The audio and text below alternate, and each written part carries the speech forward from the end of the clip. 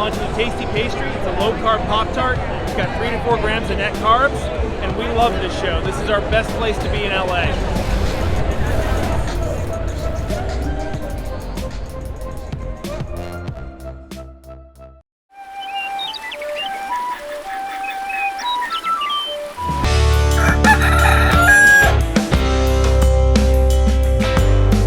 Welcome back to Legendary Foods Muscle in the Morning.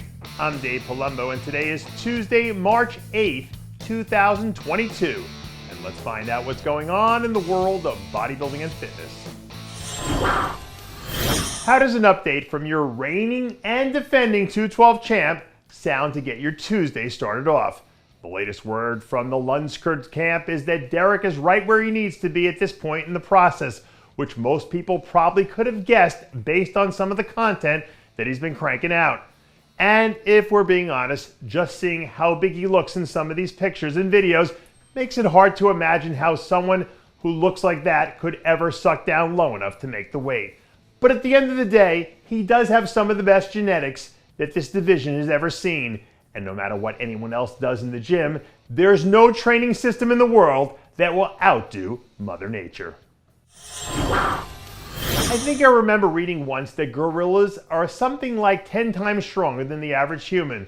But then you see videos of guys like Ian Valliere repping 405 for 15 on the incline, and it makes you wonder how accurate that estimate really is. For the most part, these off-season videos from Ian are like Groundhog Day because it seems like all he does is move outrageous weights every time he's in the gym. But then again, this feels like one of those if it ain't broke, don't fix it situations, because you can't argue with the results. And as long as he keeps stacking up the W's, I wouldn't anticipate a change coming anytime soon. The Arnold South America might still be 7 weeks away, but lately there's been some buzz about the show being a destination for a lot of big-time athletes. But I'll tell you what, regardless of who shows up in this lineup, they better not make the mistake of sleeping on William Martens.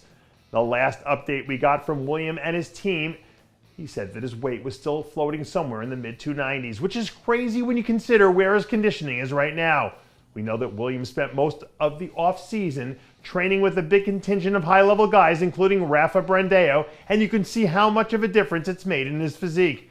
And when that show is all said and done, don't let it come as a surprise if he ends up finding a way to slide into the top 3.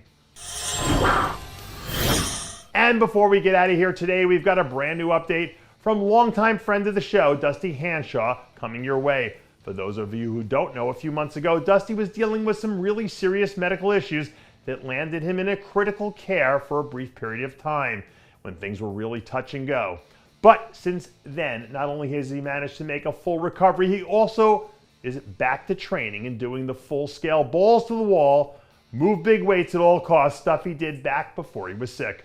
According to Dusty, he's tipping the scales at 296 pounds now and waking up every day excited to tackle whatever comes his way.